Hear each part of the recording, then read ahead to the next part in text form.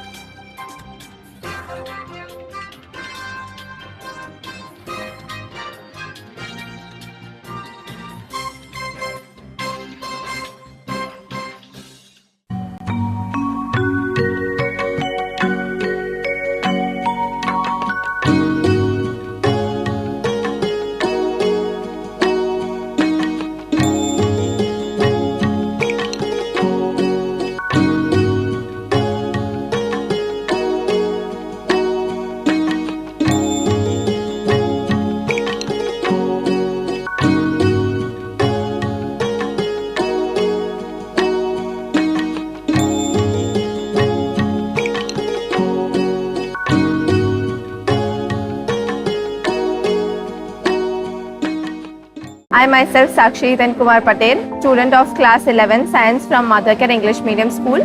I was first ranker of my school in 10th standard and second ranker of Nadiad. Lead School helps in clearing concepts of every subject. For example, chapter of science was very lengthy and somewhat hard to understand. When we studied it through the animated video provided by Lead, it was very easy for us to understand. So when the question related to that came in exam, which was complex, we were easily able to answer them.